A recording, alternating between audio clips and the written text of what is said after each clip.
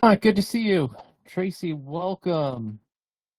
We're going to get started here in just a moment. We're going to bring up our guest here, which generally takes a few seconds to do. I see people trickling in. Good to see you, son.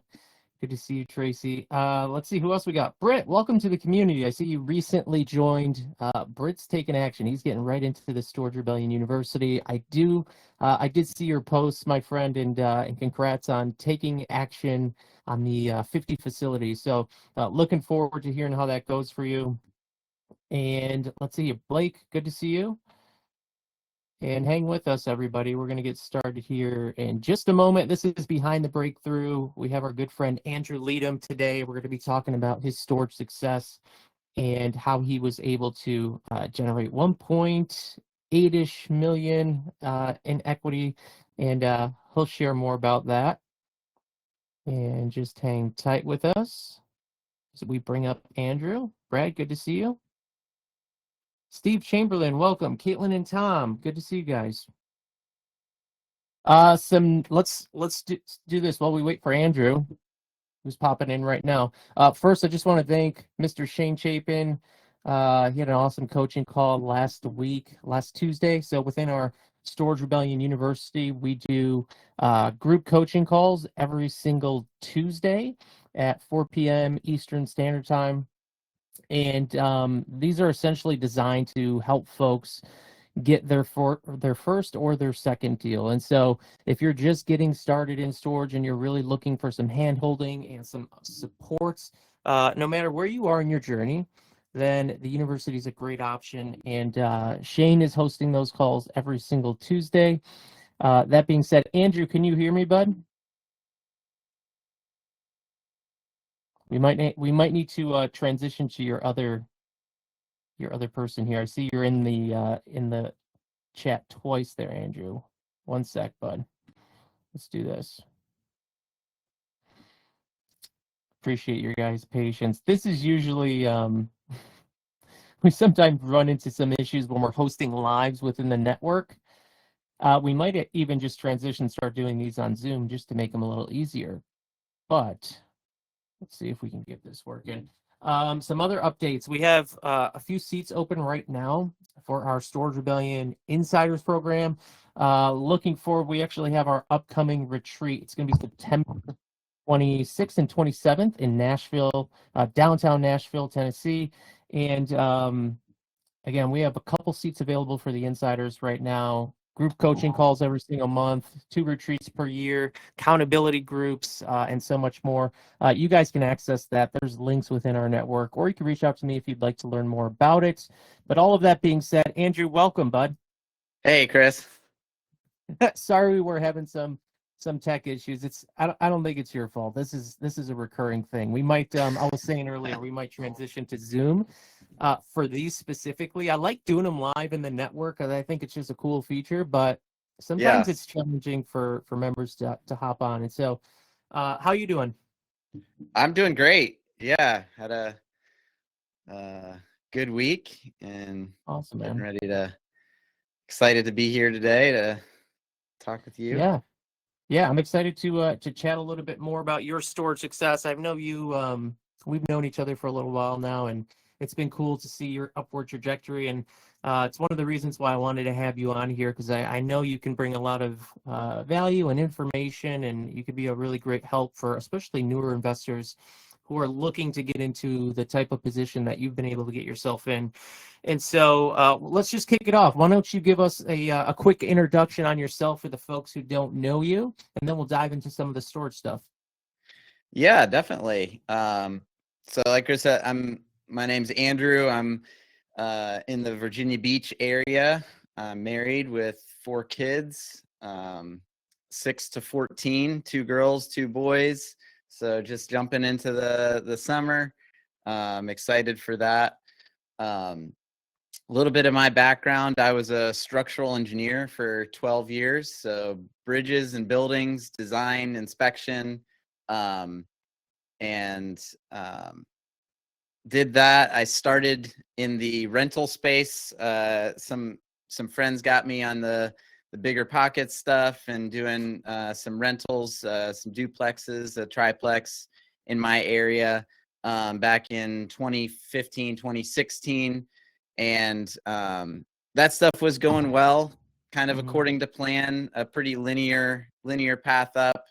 And just as I evaluated kind of what it was going to take to get to where I wanted to go, it was going to take a long time. And so I was just looking for ways to accelerate that. And Mhm. that led me to the commercial space, multifamily, mobile home parks, self-storage.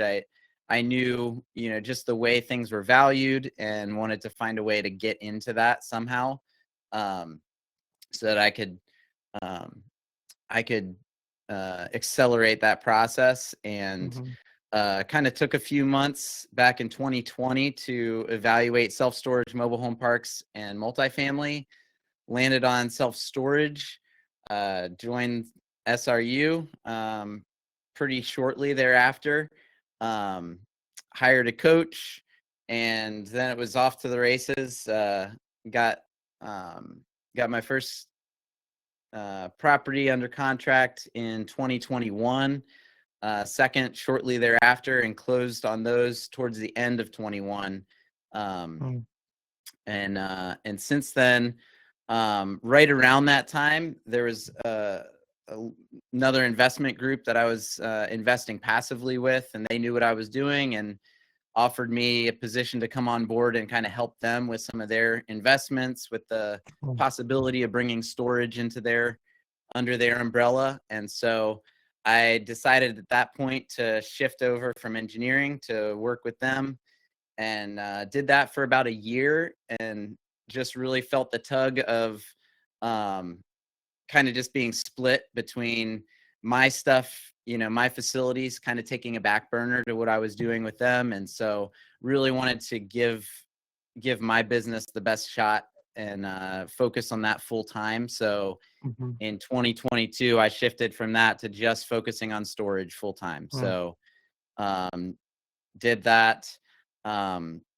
Since closed on a few other facilities, but now um, I own or am partners in 8 facilities in Yeah. 4 states, and beginning of this year started my own property management company to self-manage my properties, to try to take a little bit more ownership and Mhm. over the performance, because last year was a rough one. So um, I felt like I wanted to be more in the weeds and involved in the Mhm. day to day, and how we're handling leads, how we're handling just the system. So so far that's going really well. I'm really glad I made that step, and Nice. yeah, That's that awesome. Well, kind I of. appreciate you sharing all that, and I'd love for you to take us back to the first deal. I'm curious if you can tell us a little bit about that deal, and I'd imagine that being your first one, there was a lot of lessons that came with that, and maybe you could share a little bit about some of those lessons that you learned that shaped the way that you're investing today.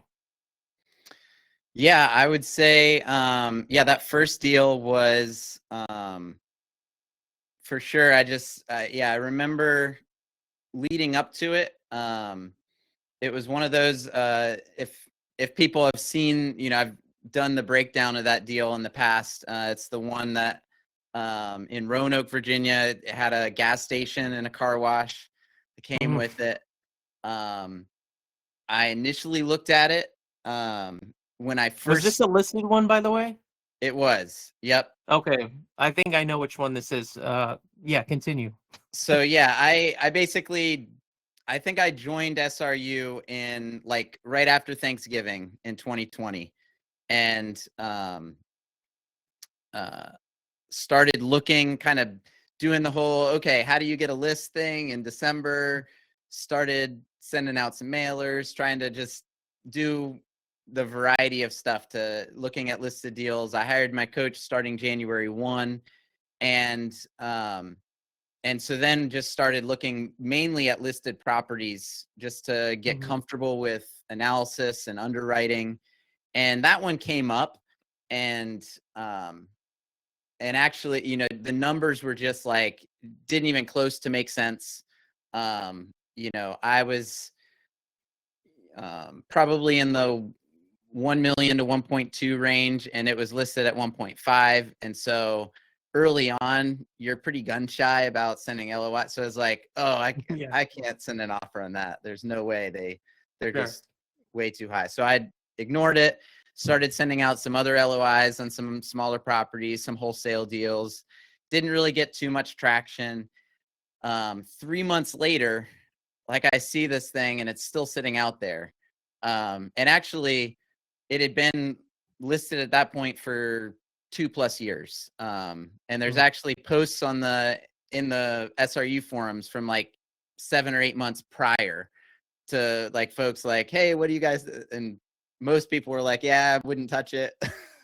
So, You know, before you continue, because our platform, just for anybody who wants to go back and see that, just do a search. If you go into the Storage Rebellion University forum and do a search at the top, it'll pull up that conversation which he's talking about. This is from years ago, but it could be cool for people to kind of see what that process was like. But continue.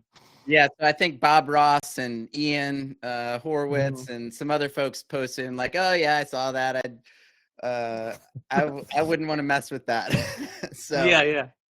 Anyway, I was like, well, it's been sitting out there long enough. I might as well just like give the broker a call and just see, hey, like, are you just floating that number to see what you can get, or do these guys really want to sell? And he's like, yeah, it kind of started with just floating it out there, but they want to sell now. They're a partnership of 3, and they've been basically losing money the past few years. And one of the partners is refusing to put any more money in. So it's all on the other 2. So they just want to get rid of this thing. And so yeah, made an offer, got it accepted at 1.27 million. Did my due diligence. There was, you know, just as a background, the facility was really in rough shape. Had been mismanaged for probably 10 years. The facility manager was on site 40 hours a week. She was running the car wash and the storage.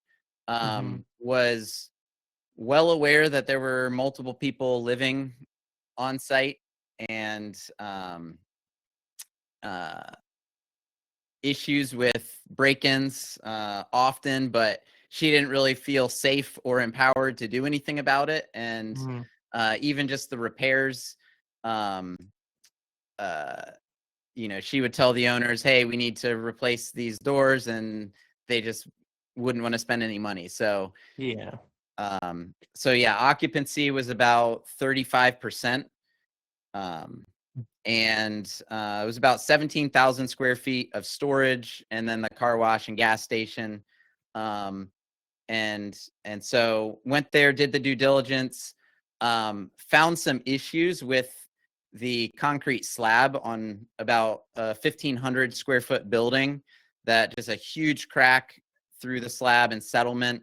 And the manager actually told me that the owners had directed her not to show me those units. So that made me feel pretty good about where they're coming from. So yeah.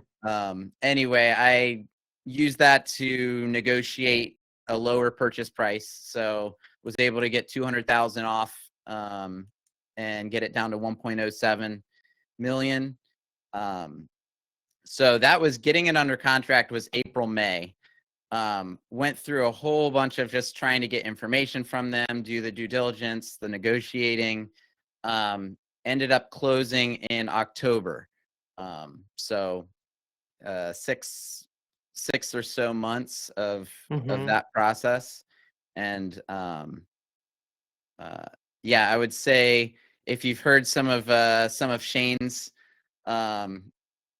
security security troubles in the past with some of his facilities. This was up there with that. You know, I think the first week I bought it, there was multiple break-ins. A guy broke my change machine in the car wash out of the concrete CMU wall, like rode off with it on the back of his moped. And same guy. Moped. Yeah. It's like a Same scene guy from was Napoleon breaking into Dynamite. units, and yeah, it was a mess. Oh my goodness. Dude, and it sounds like, so like there's a lot here. So this was your first deal, and I have a couple questions. I do want to dive into some of the big lessons that you learned from this, but I'm curious, what gave you the confidence, this being your first deal, and the fact that it was sitting on the market for 2+ years, there was so much work and overhaul and value add that needed to be implemented. Like, what gave you the confidence to step into this as your first deal? Yeah, I would say it was a combination of things. You know, I had a coach, so that was helpful. Right around the May, June timeframe, he was like, you know, I've kind of given you everything that, you know, I think you need. And so that was actually in June was when I joined SRI. And so just knowing that I had a group of people that, hey, like if I don't know what comes up, somebody else probably has been there, done that, and can provide me guidance on that. So I would say very much I was, my natural mentality is like, I want to know everything. I want to know all the different scenarios, but you just can't. And so really borrowing the confidence of others and being able to lean into that of just taking one step at a time. Like just the confidence that, hey, whatever comes up next, we'll figure it out. And what comes after that, we'll figure it out. And that's kind of been the story of the whole journey. So Yeah. And I'm sure, like, and I totally agree with you, right? Especially with storage being so slow moving, you can figure it out as you go and cross each bridge as it comes. I know newer investors might have a hard time grasping that. They feel like they need to know everything before they take action. And when they come across these hurdles or bumps in the roads, it really gets in the way of them kind of moving forward. A lot of people back out of opportunities because they're like, whoa, I don't know anything about this. Can you speak a little bit more to that, as far as like you've been doing that and it's been working? So what might you be able to share with us on that specific topic that you think could potentially help some newer investors who are in that analysis paralysis stage, kind of preventing themselves from taking action? Yeah, I mean, I would say one thing is to try to get at the heart of where the hesitation is, because I know even in myself, you know, the past, you know, 6 to 9 months, I've backed off of acquisitions almost completely to focus on management. But there's other limiting beliefs that are there as well, that I kind of blame it on. Hey, I'm going to focus on really managing my facilities well and building this management company, which is true. But there's also some limiting beliefs in there that are kind of hidden below the surface. And so, you know, I think oftentimes what the excuse is that we put forward isn't really the real reason. That it's, you know, I don't want to submit this LOI because, you know, I don't have a full rent roll yet, or I don't really know, you know, the full situation with the buyer. It's like, well, there could be some legitimate things behind that, but it could also be that I'm kind of scared that they're going to accept it. And then what? And, you know, just really pushing into the fact that we can spin our wheels and be busy and doing a lot of analysis, but not making offers because there's some other limiting belief, there's some other fear there that's keeping us from taking that step. And so I'd say my encouragement would be to really push in and try to identify what that is, so that you can, you know, if it is, so that you can get people around you that can speak to that and really grow your confidence in whatever area of fear that is. Yeah, I love that, man. There's a lot of power to that. I appreciate you sharing that. I have some other questions for you, but before we move on, I do want to get, what would you say is one big lesson that comes to mind right now for that first deal that you did, that maybe continued helping you throughout your storage journey? I know there was a lot going on with that first deal, but when you look back on it, what do you think one lesson is that really helped you in the rest of your storage career? Yeah, I would say that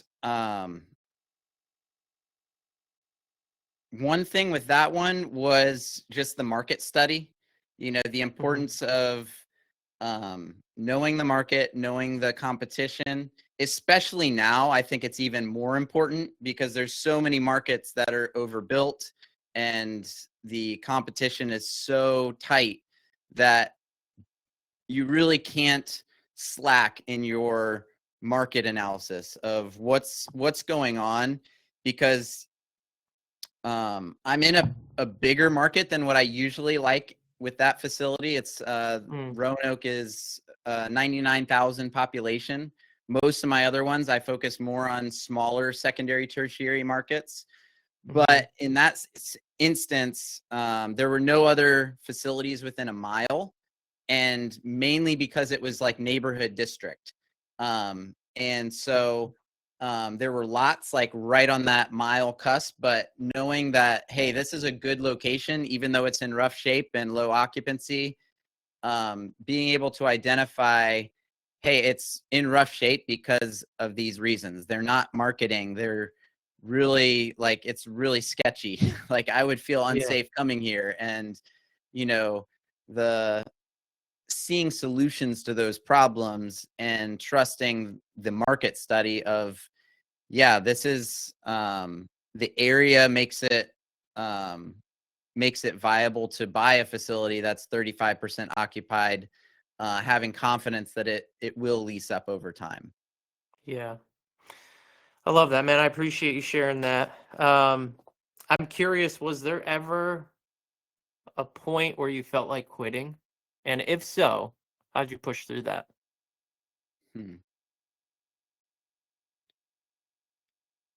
I don't think so. Only because backstory, when I was an engineer, September 30th, 2020, I had a lunch with my boss, and he was sharing with me that I was in line for a promotion to the regional manager of our Virginia offices. And there was something in me that clicked in that conversation.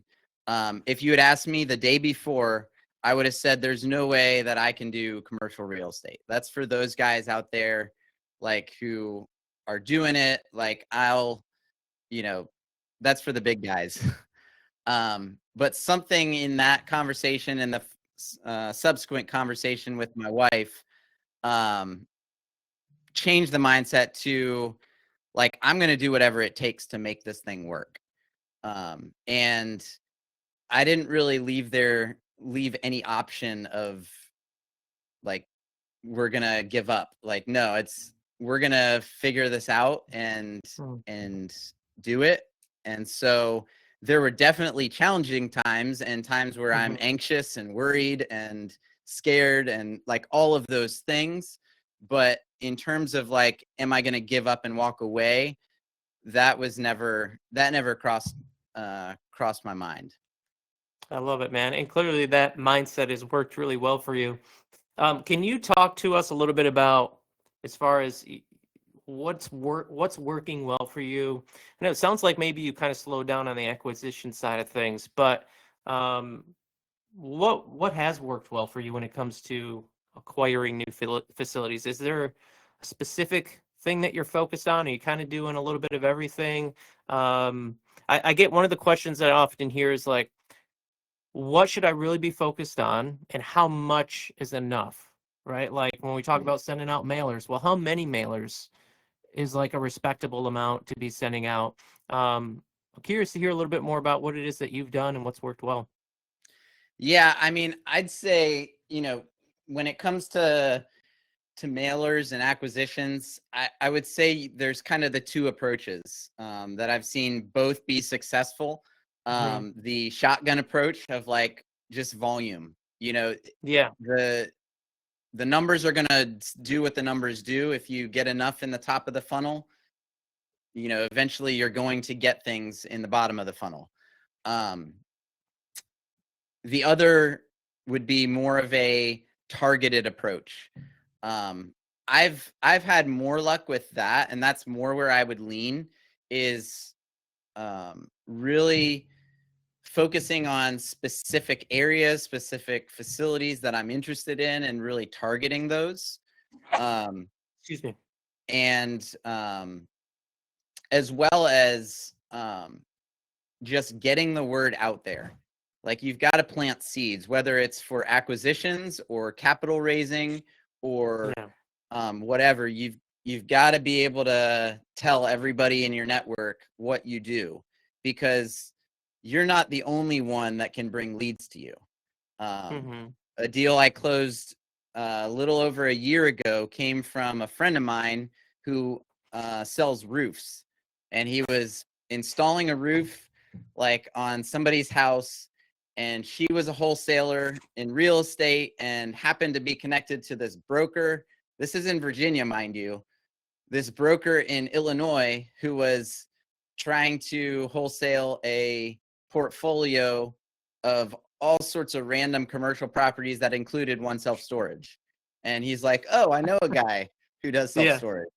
And through that connection, I was able to close on that property. And so you just never know who the leads are going to come from.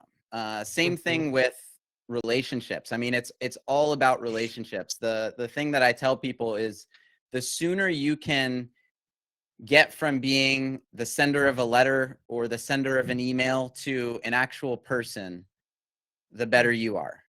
Because as soon as it becomes relational, a conversation, then it becomes a collaborative effort, and you can really listen and kind of team up with sellers and owners, and it can be a joint project and not just you're just trying to buy my facility. Right. That's awesome. Dude, there's been a lot of really good, I should say a lot of golden nuggets, I think, in this conversation.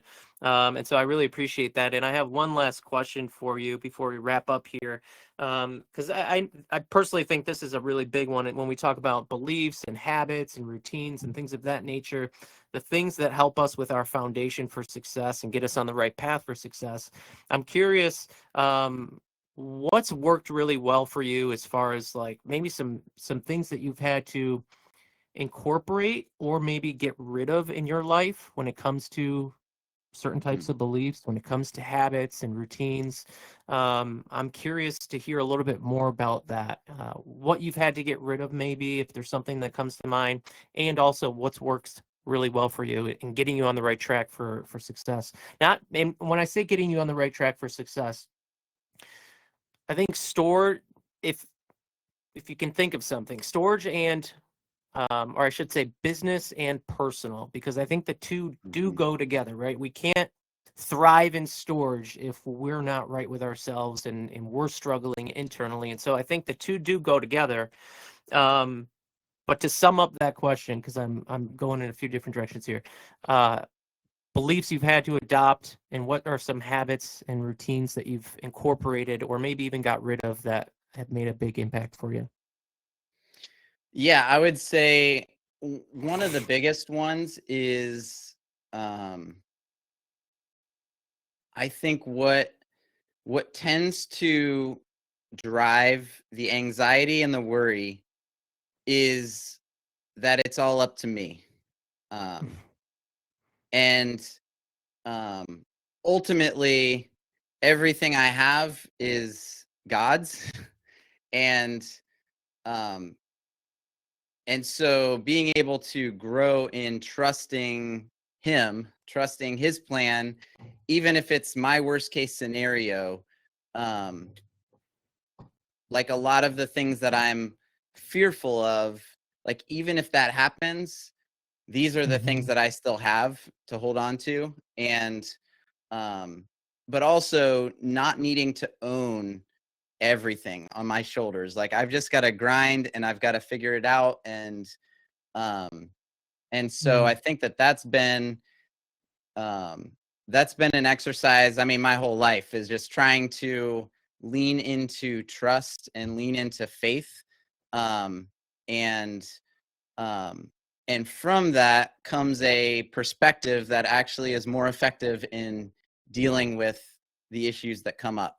Because when we're not scrambling, when we're not in this fight or flight, freak out mode, we're much more equipped to handle the issues. And oftentimes along with that is that I'm not doing it alone as an individual either. You know, a single phone call could, you know, just change the perspective of things. You know, I've had several of those phone calls that, you know, the phone call you get when you hang up the phone with a tenant that says, I'm going to sue you for, you know, this auctioned unit. And, you know, they're tearing into you, and you hang up and you're like, my life is, you know, the whole business is going down. And you call somebody who's been through it and like, yep, I'm working through that right now. Like, it's not the end of the road. It's not the end of the world. Like,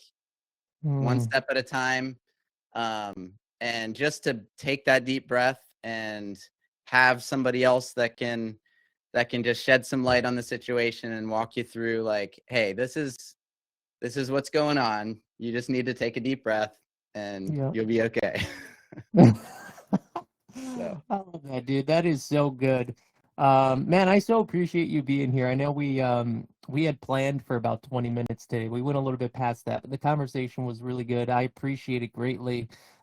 Just a couple things before we leave. I do want to drop a link in the chat box, and I literally just pulled this up as you were talking, because you had mentioned quite a few times about the power of being able to lean into other people and have support. And so you got me thinking about our university program where I know you started. And so I was just going to drop a link in the chat for that. It's a really cool opportunity to work closely with one of our coaches, Mr. Shane Chapin, every single week. So no matter where you guys are in your storage journey or what issues you have, you'll always have somebody to lean on and get additional support from. And you can do that every single week. That being said, that link is in the chat, but I do want to ask you, Andrew, before we sign off, where could people find you? Yeah, if they, you can email me, Andrew at selfstoragestewardship.com. I know it's a mouthful, but, you can message me on, through the network as well. Yeah,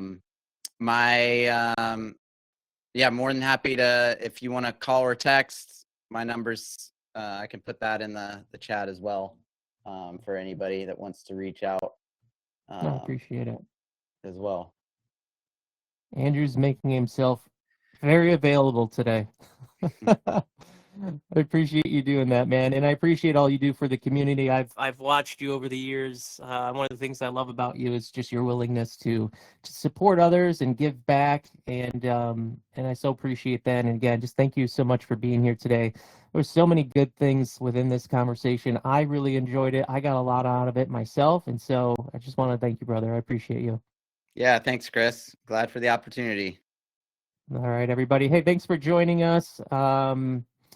Trying to think if there's anything else. We do have Mr. Shane's going live next Tuesday for the coaching call within the university, and then we will have another Behind the Breakthrough interview just like this coming up in the month of June. So keep an eye out for that within the network. A notification will go out when that's scheduled. But all of that being said, thank you, Andrew. Thank you, everybody, for being here. Happy Friday. Have a great weekend, and we'll see you guys soon.